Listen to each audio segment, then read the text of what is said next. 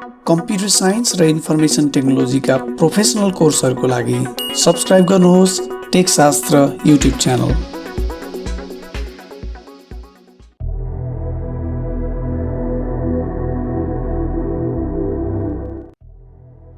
Hello everyone, welcome to tech Shastra. Tech Shastra YouTube channel अन्तर्गतको C programming कोर्समा यहाँहरू सबैजनालाई फेरि पनि हार्दिक स्वागत गर्न चाहन्छु। हामी सी प्रोग्रामिङ कोर्स अन्तर्गत अपरेटर्सहरूको बारेमा पढिरहेका छौँ र योभन्दा अगाडि नै हामीले पढिसकेका छौँ arithmetic operator, comparison operator, logical operator र असाइनमेन्ट अपरेटरको बारेमा।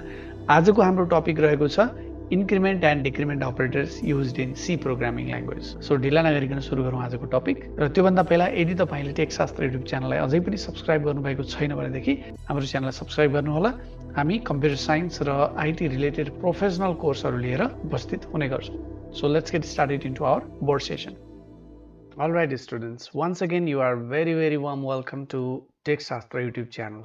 आजको हाम्रो टपिक रहेको छ increment and decrement operator in C programming language. First of all let's understand the symbol of these operators. Increment अपरेटरको सिम्बल हुन्छ प्लस प्लस र डिक्रिमेन्ट अपरेटरको सिम्बल हुन्छ माइनस माइनस। डबल प्लसले इन्क्रिमेन्ट अपरेटर रिप्रेजेन्ट गर्छ भने डबल माइनसले decrement operator represent गर्छ। Let's talk about syntax of this.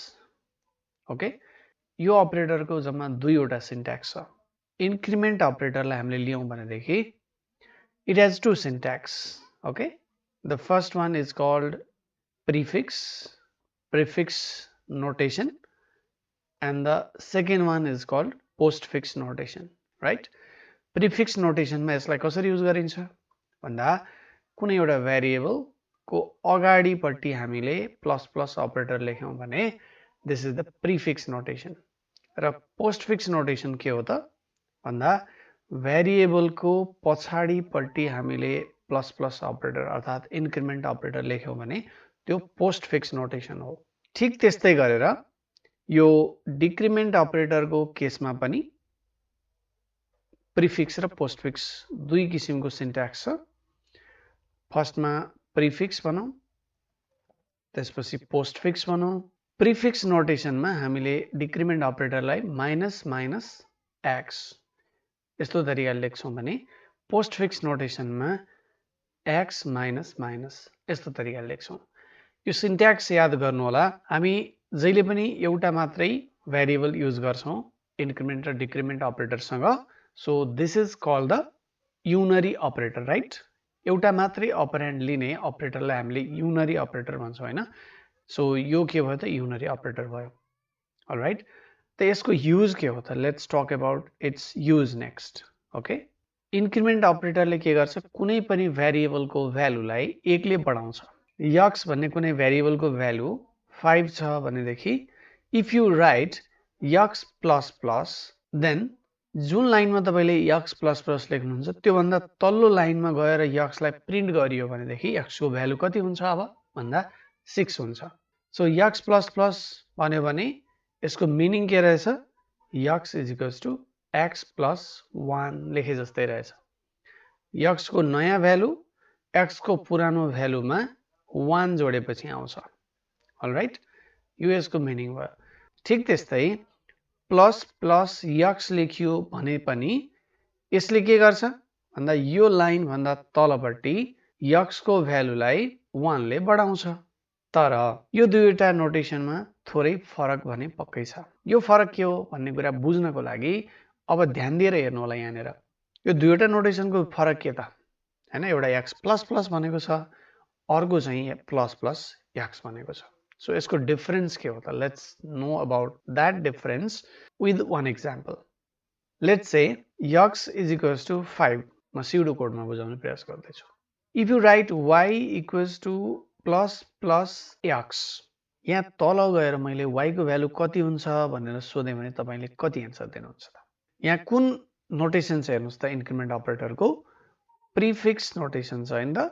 Prefix नोटेसनले भन्छ पहिला इन्क्रिमेन्ट गर भेरिएबलको भ्यालुलाई, त्यसपछि मात्रै एक्सप्रेसनमा युज गर।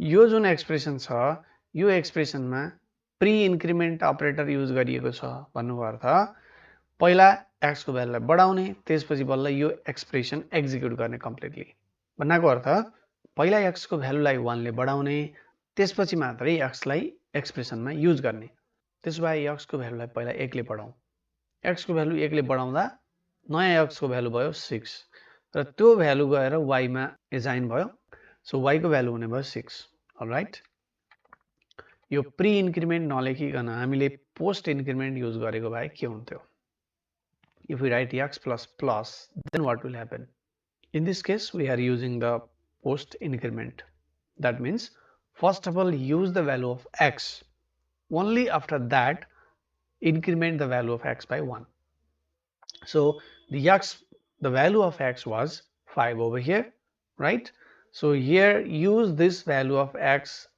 and assign that value to y so y became 5 now increment the value of x that is now x becomes 6 I hope you are clear about the difference between the pre increment and post increment pre increment मा के गर्ने पहिला value बढाउने त्यसपछि बल्ल एजाइन गर्ने post increment मा के गर्ने पहिला भ्यालु एजाइन गर्ने त्यसपछि मात्रै इन्क्रिमेन्ट गर्ने ओके अर्को एउटा एक्जाम्पल हेरौँ न त a भन्ने कुनै एउटा भेरिएबलको भ्यालु 10 छ हैन b भनेको चाहिँ a plus plus plus 5 छ b को भ्यालु कति हुने भयो भन्दा यो अपरेटरलाई हेर्ने a plus plus increment operator छ इन्क्रिमेन्ट अपरेटर र अर्थमेटिक अपरेटर मध्ये प्रेसिडेन्स इन्क्रिमेन्ट अपरेटरको बढी हुन्छ सो यहाँ चाहिँ पोस्ट इन्क्रिमेन्ट युज भएको छ त्यो भएको हुनाले a को भ्यालु 10 नै युज गर्नुपर्छ यहाँ so use the value of a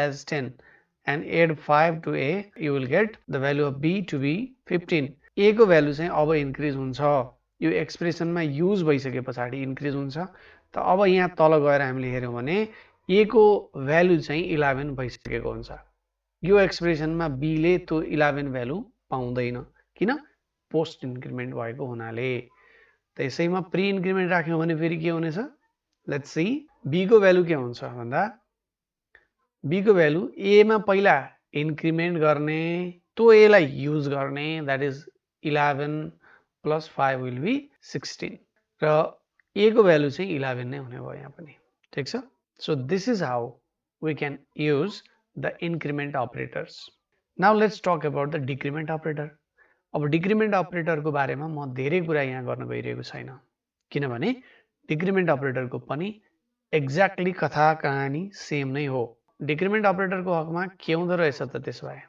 भन्दा सो डिक्रिमेन्ट अपरेटरको हकमा पनि कथा सेम हो भनेर मैले भनिहालेँ हैन if you right x equals to 5 y equals to 3 z equals to कुनै एउटा नयाँ भेरिएबल मैले स्युडो कोड लेखिरहेको छु है don't worry about the syntax z equals to say minus minus x plus y minus minus let's see what happens यहाँनेर हामीले एउटा कुरा ध्यान दियौं minus minus first of all decrease the value of x and then use so x को value यो एक्सप्रेसनमा कति use हुन्छ भन्दा 4 युज हुन्छ y चाहिँ पोस्ट डिक्रिमेन्ट छ अर्थात y को भ्यालु 3 छ सो 3 लाई 3 नै लिने z को भ्यालु यहाँनेर भयो कति 7 भयो तर अब यो भन्दा तलको लाइनमा गएर यदि हामीले x र y को भ्यालु कति भयो भनेर अब चेक गर्यो भनेदेखि x त 4 नै हुन्छ y को नयाँ भ्यालु चाहिँ के हुने भयो 2 हुने भयो एक्सप्रेसनमा 3 नै युज भयो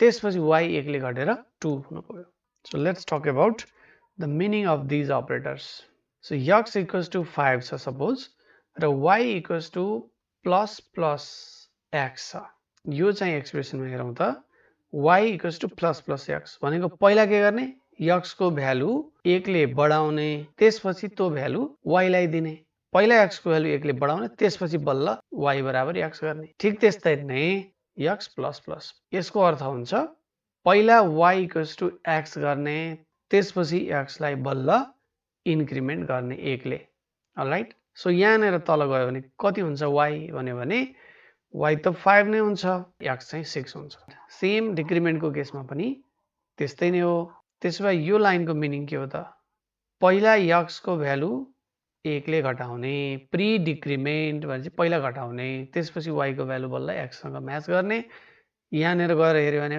x को भ्यालु हुन्छ 4 y को भ्यालु हुन्छ 4 फेरि पनि. Now let's see for the post decrement x minus minus.